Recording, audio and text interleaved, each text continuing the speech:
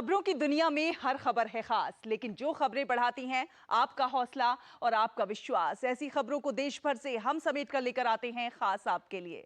नमस्कार, मैं हूं शहला निगार और आप देख रहे हैं गुड न्यूज जज्बा इंडिया का। आज का भी हमारा ये कार्यक्रम बहुत खास है क्योंकि इसमें आपके मोहल्ले से, आपके पड़ोस से ऐसी तमाम खूबसूरत और अच्छी कहानियां हम लेकर आए हैं खास आपके लिए। गुजरात की पहचान सिर्फ इसकी मिट्टी और महक में नहीं है, बल्कि यहाँ के लोगों की कारीगरी और नवाचारों में भी छिपी है। और इसी धरती के छोटा उदयपुर के एक साधारण से किसान से आपको मिलवाते हैं, जो कि वेस्ट से बेस्ट की सोच के साथ आगे आए हैं और कलाकारी में खास जौहर दिखा रहे हैं। ये बेकार पड़े कचरे से खूबसूरत मूर्तियां तैयार कर रहे हैं, जो यहाँ की संस्कृति और विरासत को समेटे हुए हैं।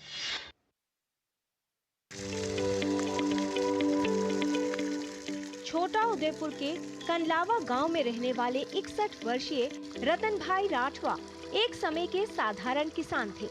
आज उनके पास एक ऐसी विलक्षण कला है जिसमें वो सिर्फ दी गई तस्वीर देखकर हूबहू मूर्ति बना देते हैं। इस कला की शुरुआत करीब 15 साल पहले एक मेले में हुई, जब वे एक मूर्तिकार के काम से इतने प्रभावित हुए कि खुद मूर्ति कला में रम गए। बिना किसी औपचारिक प्रशिक्षण के उन्होंने अपने अनुभव और अभ्यास से खत्री देव की मूर्तियां बनानी शुरू की। आज से 15 साल पहले जब मैं एक मेले में गया था और वहां मैंने इसी कला को देखा था और उसे देखता ही रह गया, तो मैंने सोचा कि ऐसी कला मैं क्यों नहीं बना सकता। तो मैंने उसी कारीगर से इसकी जानकारी ली और कई सवाल जवाब भी पूछे। जब उन्होंने मेरे हुनर को देखा, कहा कि आप भी इसे जरूर बना सकते हैं, तो मुझे और हिम्मत मिली और उस दिन से मैंने इसकी शुरुआत कर दी। नवराश के समय रतन भाई ये मूर्तियां बनाते हैं। लकड़ी की जड़ें, तना इत्यादि का उपयोग करके सुंदर मूर्तियां बनाई जाती है। कुछ वक्त पहले दूरदर्शन पर इनकी कला को दिखाया गया था, जिससे गुजरात के मुख्यमंत्री भूपेंद्र भाई पटेल ने भी इनकी कला की सराहना की थी। छोटे भाई होने के नाते मुझे बहुत गर्व है कि इस छोटे से गाँव की रतन भाई की कला से इतनी प्रोत्साहन मिला है, जो हमारे लिए बहुत गर्व की बात है। रतन भाई अब केवल किसान नहीं बल्कि एक लोक मूर्तिकार बन चुके हैं। वे इस कला को सिर्फ अपने लिए नहीं बल्कि समाज के हित में उपयोग कर रहे हैं। उन्होंने अब तक सैकड़ों मूर्तियां बनाई हैं, विशेष रूप से पूर्वज की आयक यानी वंशजों की श्रद्धा के प्रतीक पूर्वजों की मूर्तियां। लोग दूर दूर से आकर उनसे अपने पुरखों की यादों को जीवंत कराने के लिए मूर्तियां बनवाते हैं। उनकी ये मूर्तियां सिर्फ लकड़ी या मिट्टी की बनी आकृति नहीं होती, बल्कि उसमें बसी होती है भावनाओं की गहराई और पीढ़ियों की कहानी। इनकी कारीगरी एकदम बारीक और अच्छी है और ये वेस्ट लकड़ी से हमारे पूर्वजों की मूर्ति, जिसे खत्री कहा जाता है, के आसपास या वाड़ी में लगाई जाती है। हम इन्हें जैसी तस्वीर देते हैं वैसी ही हूबहू ये मूर्तियां बना देते हैं। हमारे खत्री देव की स्थापना के वक्त लोग इनके पास से अपनी लकड़ी की मूर्ति बनवाते हैं और फिर उसकी परंपरा के अनुसार स्थापना भी की जाती है। रतन भाई राठवा जैसे लोक कलाकार हमारे समाज की जड़ें मजबूत करने का काम कर रहे हैं। वे न केवल कचरे से उपयोगी वस्तुएं बनाकर पर्यावरण को बचाने में योगदान दे रहे हैं, बल्कि अपनी कला से संस्कृति और परंपरा को भी अगली पीढ़ी तक पहुंचा रहे हैं। गुड न्यूज जज्बा इंडिया के लिए गुजरात से राजेश राठवा की रिपोर्ट, डीडी न्यूज। तो विरासत और संस्कृति को सहेजने का ये खूबसूरत प्रयास, कचरे का सदुपयोग और साथ ही साथ प्रकृति का संरक्षण। और प्रकृति के संरक्षण की दिशा में बांस से बने जो सामान होते हैं वो भी काफी कारगर सिद्ध होते हैं और इसीलिए अब लोग बांस से बने उत्पादों पर को प्राथमिकता देते हुए नजर आ रहे हैं। आपको दिखाते हैं कुछ ऐसा ही प्रयास पश्चिम बंगाल से, जहां पर अम्बुडू नाम की एक नवोन्मेषक कंपनी ने बांस से बने उत्पादों में कुछ नया करने की ठानी है।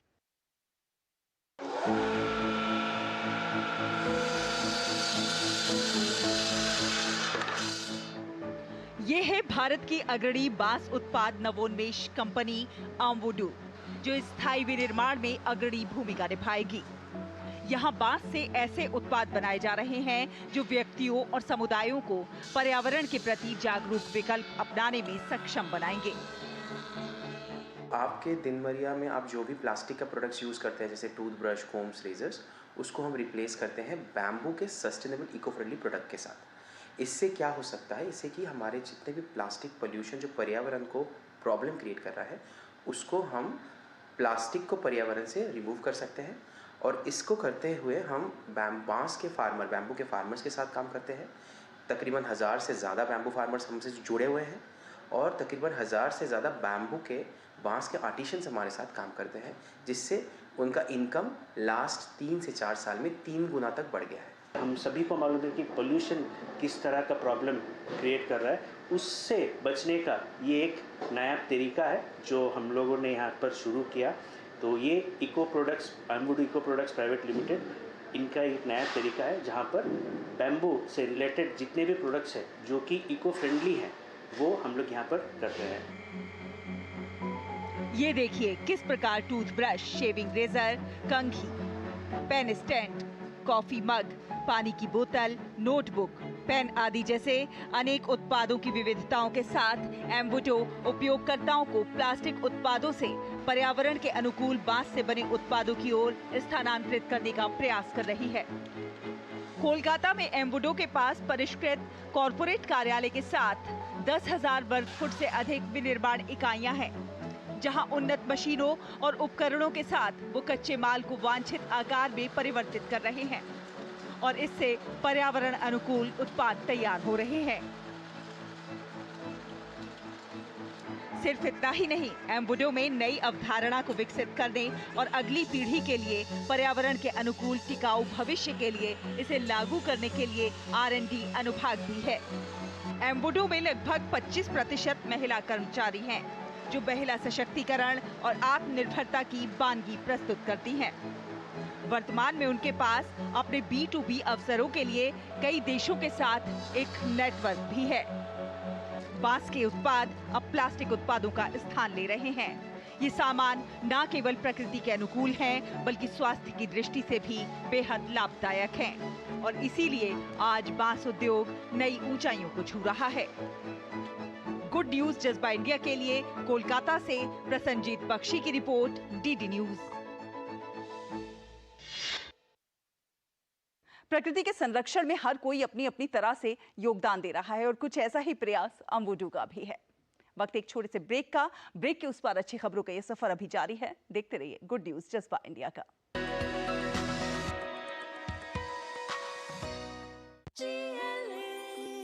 जो लक्ष्य चुना था समझ आने लगा है। GLA यूनिवर्सिटी, उच्च लक्ष्य की निश्चित प्राप्ति। जब धरती चीर कर निकलता है लोहे का पत्थर और मिलता है मोंगिया के जोश से, फिर तपता है, पिघलता है और बनता है फौलाद। अब होता है सरिया सारी खूबियों के साथ। मोंगिया स्टील, मजबूत देश का मजबूत सरिया। पता है, I was a bright student. कुछ करना चाहती थी, कुछ बनना चाहती थी। आप अपना खुद का स्टार्ट कीजिए ना, खुद का बिजनेस। पर उसमें पैसे तो बहुत लगेंगे ना। Zero investment. Zero investment? हाँ, I'm doing it. मैं एक principal madam. She's my client. मैं LIC एजेंट हूँ।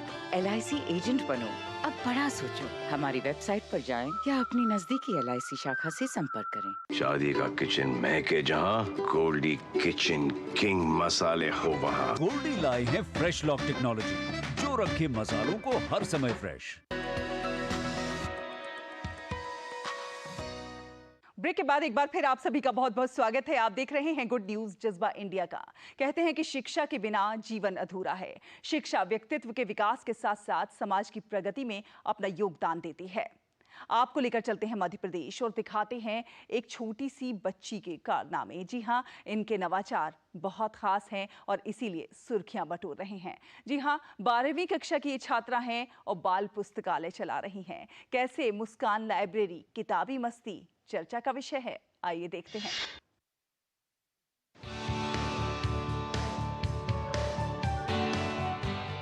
मध्य प्रदेश की राजधानी भोपाल के दुर्गानगर बस्ती की तंग गलियों में पली बढ़ी और फिलहाल 12वीं कक्षा में अध्ययनरत मुस्कान अहिरवार आज किसी पहचान की मोहताज नहीं है। भोपाल की दुर्गानगर की इस छोटी सी बस्ती में मुस्कान द्वारा संचालित बाल पुस्तकालय किताबी मस्ती को नीति आयोग, राज्य शिक्षा विभाग जैसे तमाम विभागों से दर्जनों अवार्ड मिल चुके हैं। अभी तक हमेशा 25-30 हमारी रेंज रही है किताबी मस्ती लाइब्रेरी में, और ये शाम को 5 बजे से 7 बजे तक ओपन रहती है। और इसी बीच अगर बच्चों को किताब वगैरह इशू कराना है तो वो फ्री ऑफ कॉस्ट करवा सकते हैं। मुस्कान बहुत ही मतलब इतनी मैच्योर है इतनी यंग एज में, और उसकी लीडरशिप स्किल्स इतने खूब हैं, और वो मुझे लगता है कि ऑलरेडी बहुत सक्सेसफुल है मेरे हिसाब से, और आगे वो जो भी करेगी उस हर चीज़ में वो इतने डेडिकेशन और हार्डवर्क के साथ करती है, तो मुझे पता है कि उसका फ्यूचर बहुत ज़्यादा ब्राइट है। एक और समाज के हर वर्ग को पूर्ण साक्षर बनाने को लेकर सरकार और तमाम स्वयंसेवी संगठन वर्षों से प्रयासरत हैं। तो वहीं देश में चल रहे शिक्षा के इस अनुष्ठान में छोटी सी आहुति देकर मुस्कान भी बड़ा योगदान दे रही हैं। शहर की इन तंग गलियों के बीच चल रही ये लाइब्रेरी यहाँ रहने वाले कई बच्चों, किशोरों और कामकाजी महिलाओं को साक्षर बनाने में योगदान निभा रही है। वर्ष 2016-17 की बात है ये, और उस समय 26 जनवरी को राज्य शिक्षा केंद्र मुस्कान को 121 किताबें मात्र हम लोगों ने दी थी, और इस बच्ची ने उस समय अपने स्लम बस्ती में अपने घर की दीवार पे कीलें टांगकर उस पर कपड़े की जैसी रस्सी बांधते अपन कपड़ा सुखाने के लिए, वैसी रस्सियों में किताबें लटकाना चालू की, और वहाँ से इसकी किताबी मस्ती का सफर चालू हुआ, और आज जिस मुकाम पे है आप हम सब देख रहे हैं। उस टाइम जो हमारे दोस्त थे, ग्रुप था, उन सब के साथ मिलके हम लोगों ने इसकी लाइब्रेरी को ज्वाइन किया और इसकी हम लोगों ने हेल्प करने लगे। धीरे धीरे देखा कि यहाँ पे बहुत सारी दिक्कत आने लगी, क्योंकि ओपन में एक लाइब्रेरी थी, दीवार पे रस्सी से लाइब्रेरी बनी हुई थी। तो हमने फिर बस्ती में एक पंडाल था देवी जी का, तो उस पंडाल में हम लोगों ने लाइब्रेरी को शिफ्ट करवाया, मुस्कान की हेल्प की, और फिर हम यहाँ पे लाइब्रेरी को रन करने लगे। बस्ती की चहल पहल और पशुओं के कोलाहल के बीच निर्मित ये छोटा सा पुस्तकालय नियमित रूप से हर शाम 5 बजे खुल जाता है, और यहाँ हर रोज बच्चों की पढ़ाई शुरू हो जाती है। कई शिक्षक यहाँ आते हैं और पार्ट टाइम पढ़ाते हैं। अभिभावक मानते हैं कि यहाँ से जुड़कर बच्चों के व्यक्तित्व में उल्लेखनीय विकास हुआ है। किताबी मस्ती में हम आते हैं, हमें मुस्कान दीदी हमें पढ़ाती हैं, तो यहाँ पर किताब बस्तर ये सब देती हैं, तो हम पढ़ते हैं, तो फिर हमें अच्छा ही लगता है। मेरा बचपन में इधर उधर खेलता था, तो मम्मी कहती थी कि जा लाइब्रेरी पढ़ ले, तो मैं नहीं आता था, तो मम्मी मार मार के कहती थी कि जा उधर, तो मैं इधर ही आना मेरा शुरू हुआ, तो मैं इधर ही आके पढ़ता था। और इधर खेल भी होते थे, सैटरडे को एक्टिविटी और सब कुछ। हमें ट्रिप पर भी लेके जाते थे भैया दीदी, मुस्कान दीदी। मुस्कान की इस लाइब्रेरी का सफर शुरू हुआ था जब वो मात्र 3री कक्षा में पढ़ती थीं। उन्होंने अपनी पुरानी किताबों को दूसरों के उपयोग में लाने के लिए उनका संग्रह करना और दूसरों के लिए उपलब्ध कराना शुरू कर दिया था। उनके इस सफर के शुरुआती दौर में कई मुश्किल हालात सामने आए, मगर मुस्कान इस सफर में रुकी नहीं। धीरे धीरे लोगों का सहयोग मिलने लगा, बहुत सारी पुरानी किताबें इकट्ठा होने लगी और लाइब्रेरी की शुरुआत हो गई।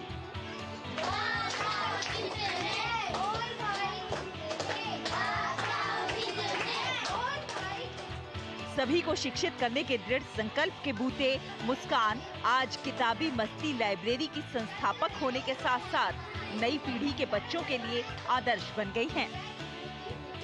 गुड न्यूज जज्बा इंडिया के लिए मध्य प्रदेश के भोपाल से ब्यूरो रिपोर्ट, डीडी न्यूज। और अब आपको लेकर चलते हैं असम के एक छोटे से गांव में, जहां पर बड़े पैमाने पर सोया पनीर उत्पादन इकाई चल रही है। खास बात यह है कि ये पूरी इकाई संचालित हो रही है केवल और केवल महिलाओं के द्वारा, और इससे महिलाओं के सशक्तिकरण की एक नई इबारत लिखी जा रही है, आत्मनिर्भरता की एक नई इबारत लिखी जा रही है।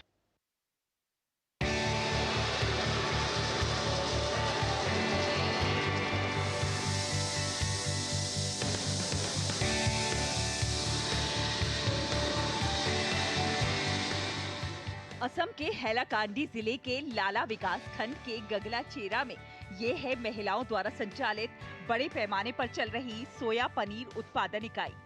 जो पूरी तरह से स्वयं सहायता समूहों की महिलाओं द्वारा चलाई जा रही है। इकाई में प्रतिदिन 100 किलोग्राम सोया पनीर तैयार हो रहा है। जीवन ज्योति क्लस्टर स्तरीय संघ की देखरेख में ये इकाई सोया पनीर के निर्माण और पैकेजिंग के लिए एक वैज्ञानिक प्रक्रिया का पालन करती है और इस पहल को साथ मिला है असम राज्य ग्रामीण आजीविका मिशन का। सोया पनीर जो है, सोयाबीन का जो बीज है वो 1 किलो से हम लोग का 60 किलो जो दूध निकलता है। तो उसके बाद हम लोग स्टीम करते हैं। उसके बाद हम लोग पनीर जो होता है वो 1 किलो 100 ग्राम ऐसे ही होता है। उसके बाद हम लोग पैकेटिंग करते हैं। धलेश्वरी उप ब्रांड के तहत तैयार इस उत्पाद को नाम दिया गया है टोफू। अत्यधिक पौष्टिक और कम वसा वाला होने के कारण ये सोया पनीर टोफू उपभोक्ताओं के लिए एक स्वस्थ विकल्प है। लाला विकास खंड की 4 ग्राम पंचायतों की लगभग 6000 महिलाएं इस इकाई से जुड़ी हुई हैं। स्वयं सहायता समूहों की सदस्य इस पहल को सशक्तिकरण की ओर एक कदम के रूप में देखती हैं। हम लोग सोचा है सब महिला मिलकर हम लोग इसी से हम लोग को लाखपति महिला बनना है, इसी से बनना है। इसलिए हम लोग सब मिलके ये कोशिश किया है। फिर ये जो आजकल तो 80% लोगों का डायबिटीज़ है, शुगर है, इसलिए हम लोग को सोचा ये सब लोग खा सकता है, इसमें कोई प्रॉब्लम नहीं है। इसलिए हम लोगों का सब लोग मिलके ये सब हम लोग का बनाने के लिए सोचा है। शुरुआत में 500 ग्राम सोया पनीर की कीमत 110 रुपए रखी गई है। इस उत्पाद को ग्राहकों से सकारात्मक प्रतिक्रिया मिल रही है। इस पहल से महिलाओं की वित्तीय स्वतंत्रता बढ़ने के साथ साथ जिले की आर्थिक वृद्धि में भी महत्वपूर्ण योगदान मिलने की उम्मीद है। गुड न्यूज जज्बा इंडिया के लिए असम से bureau report, DD news.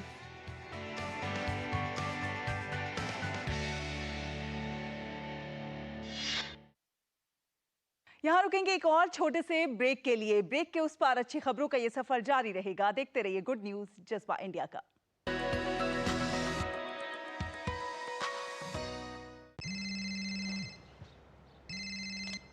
Hello Rajesh ji, मैं पुलिस थाने से बोल रहा हूँ। फिर से? आप डिजिटल अरेस्ट में हो। दूसरे कमरे में जाइए, अकेले। आपके पार्सल में ड्रग्स मिले हैं, लंबे जाएंगे। 10 लाख दीजिए, बच जाएंगे। सर इतने कहाँ से? एक लिंक भेजा है, अभी प्रोसेसिंग के लिए 2 लाख भेजिए, बाकी बाद में। 2 लाख? क्या हुआ पापा? बेटा ये कह रहे हैं कि मेरे पार्सल में से ड्रग्स मिले हैं। अरे काट दिया। पैनिक मत कीजिए पापा, डिजिटल अरेस्ट जैसा कुछ नहीं होता है, ये सब फ्रॉड है। फ्रॉड? पुलिस, बैंक, आरबीआई इत्यादि के नाम से आने वाले साइबर अपराधियों के फोन या वीडियो कॉल से सावधान रहें। उन्हें कोई पैसे ना भेजें और तुरंत पुलिस में रिपोर्ट करें। अगर समझदारी नहीं दिखाओगे तो पैसे गवाओगे। आरबीआई कहता है जानकार बनिए, सतर्क रहिए। जो लक्ष्य चुना था समझ आने लगा है। जीएलए यूनिवर्सिटी, उच्च लक्ष्य की निश्चित प्राप्ति। मेरी पसंद। मेरी पसंद। मेरी पसंद। मेरी पसंद। हमारी पसंद। हम सबकी पसंद। मजबूत देश का मजबूत सरिया हो गया स्टील। वाह यार, क्या सही हुआ। मेरा भी मन करता है कुछ करने का। मन करता है तो करो। घर की चीजों से टाइम ही नहीं मिलता और हूँ सिर्फ 10वीं पास। आप LIC की बीमा सखी योजना के साथ जुड़ सकती हो। मैं LIC एजेंट बन सकती हूँ। पूरी ट्रेनिंग भी मिलेगी, मंथली स्टाइपेंड भी मिलेगा। स्टाइपेंड भी? ऊपर से कमीशन अलग। LIC बीमा सखी योजना से जुड़ने के लिए अपनी नजदीकी LIC शाखा से संपर्क करें। LIC बीमा सखी योजना, अपनी शुरुआत अपने हिसाब से। शादी का किचन महके जहाँ, गोल्डी किचन किंग मसाले हो वहाँ। गोल्डी लाए हैं फ्रेश लॉक टेक्नोलॉजी, जो रखे मसालों को हर समय फ्रेश। ब्रेक के बाद एक बार फिर आप सभी का बहुत बहुत स्वागत है। आप देख रहे हैं गुड न्यूज जज्बा इंडिया का। और चलिए अब आपको लेकर चलते हैं छत्तीसगढ़ के मनेंद्रगढ़, चिरमिरी, भरतपुर जिले की धरती, जो कि अपनी ऐतिहासिक धरोहरों के लिए, अपनी खूबसूरती के लिए जानी जाती है, जो कि अपने करोड़ों वर्ष पुराने इतिहास को अपने आप में समेटे हुए है। और अब यहाँ पर कुछ बड़ा और खास होने जा रहा है। जी हाँ, यहाँ पर गोंडवाना मरीन फॉसिल पार्क विकसित होने जा रहा है, जो कि समुद्री जीवाश्म का हब बनेगा। कैसा होगा ये पार्क और कैसे इससे छत्तीसगढ़ के टूरिज्म को और ज्यादा बढ़ावा मिलेगा, आइए देखते हैं। तलचर संरचना गोंडवाना बेसिन का एक हिस्सा है। यह संरचना बलुआ पत्थर, शेल, ब्रैकिएटेड कंग्लोमेरेट से बनी है। अब गोंडवाना लैंड पर खूबसूरत गोंडवाना मैरीन फॉसिल्स पार्क विकसित किया जा रहा है, जो मनेंद्रगढ़ इतिहास और प्रकृति प्रेमियों के लिए नया आकर्षण केंद्र बनने जा रहा है। 29 करोड़ साल पुराना जो है समुद्री जीवाश्म मिला है। इसका खोज जो है 1954 में हुआ था, कोयले की खोज के लिए जब लोग आए थे। और उसके बाद जो है 2015 में जो है इसमें Birbal Sahni institute of palaeontology Lucknow से जो है लोग आके इसको रिसर्च किए थे साइंटिस्ट ने। उसके बाद जियोलॉजिकल सर्वे ऑफ इंडिया ने भी इसको पुष्टि किया था और यहाँ का जो रॉक्स का एज है वो 29 करोड़ साल पाया गया लगभग। तो जो यहाँ पर मेराइन फॉसिल्स मिलते हैं वो यूनिक हैं, क्योंकि यहाँ लगभग 4-5 प्रकार के मेराइन फॉसिल्स मिल रहे हैं एक साथ, और ये एशिया का सबसे बड़ा फॉसिल पार्क है। फॉसिल से तात्पर्य समुद्री जीव जंतु हैं, जो करोड़ों वर्ष पहले यहाँ लहराते हुए समुद्र में रहते थे तथा प्राकृतिक परिवर्तन, पृथ्वी के पुनर्निर्माण में समुद्र के हटने पर उन जीवों के अंश पत्थरों के मध्य दबकर यथावत रह गए। फॉसिल पृथ्वी के परिवर्तन के वैज्ञानिक साक्ष्य हैं। देश में 4 जगह ऐसे जीवाश्म सुबांसुरी अरुणाचल प्रदेश, राजहरा झारखंड, दार्जिलिंग पश्चिम बंगाल, खेमगांव सिक्किम में पाए जाते हैं। पार्क जैव विविधता विरासत स्थल के रूप में विकसित हो रहा है, जो पृथ्वी के विकास की कहानी और यहाँ रहने वाले प्राचीन जीवन को जानने का अवसर देगी। यहाँ पृथ्वी के प्राचीन समुद्री जीवन के दुर्लभ जीवाश्म मिल रहे हैं। जीवाश्म के बारे में स्कूल लाइफ में पढ़ा तो था, पर यह पता नहीं था कैसे होता है, लेकिन यहाँ आकर देखने के बाद पता चला कि जीवाश्म इस तरह से है। बाकी जब बीएफओ सर से बात हुई तो उन्होंने हमें एक टास्क दिया कि इस टाइप के जो जीवाश्म है इन सबको उकेरना है पत्थरों पे। उनसे मिले, सारे पत्थर सेलेक्ट किए, कौन से पत्थर में अच्छा होगा कौन से में नहीं होगा। फिर जब उन्होंने प्रिंट आउट लिया कुछ जीवाश्म का, फिर उसको बनाने की प्रक्रिया शुरू किए। गौरतलब है कि मनेंद्रगढ़ के आमाखेरवा इलाके के पास हसदेव नदी के बीच 1 किलोमीटर के क्षेत्र में समुद्री जीवों और वनस्पतियों से जीवाश्म भरा है। इस क्षेत्र में वाइवॉल्व, मोलस्का, यूरिडेस्मा, एविक्युलोपेक्टिन आदि समुद्री जीवाश्म मौजूद हैं। इसके अलावा पेलिस्पोडस, गैस्ट्रोपोडस, बायोजोन्स, क्रीनेड्स प्रजाति के जीव हैं। वैज्ञानिक के अनुसार यह क्षेत्र पर्मियन युग के समुद्र में डूबा हुआ था। ग्लेशियरों के पिघलने से समुद्र का जल स्तर बढ़ा, जिससे समुद्री जीव चट्टानों में दब गए। लाखों वर्षों में जीवाश्म के रूप में बदल गए, जो बाद में जल स्तर घटने से उभर कर सामने आए हैं। गोंडवाना मेरीन फॉसिल्स पार्क के पास हसदेव नदी के किनारे टूरिज्म के उद्देश्य से ग्रेनाइट की चट्टानों पर जीव जंतुओं, डायनासोर, शेल, सांप या बड़े पक्षियों की नक्काशी की जा रही है। इसके साथ ही उसके बारे में पूरी जानकारी भी वहां रहेगी। इससे टूरिज्म को बढ़ावा तो मिलेगा ही, साथ ही शिक्षा के उद्देश्य से स्कूल के छात्र छात्राओं को यहाँ बहुत कुछ सीखने को मिलेगा। गुड न्यूज जज्बा इंडिया के लिए छत्तीसगढ़ कोरिया से नीलेश तिवारी की रिपोर्ट, डीडी न्यूज।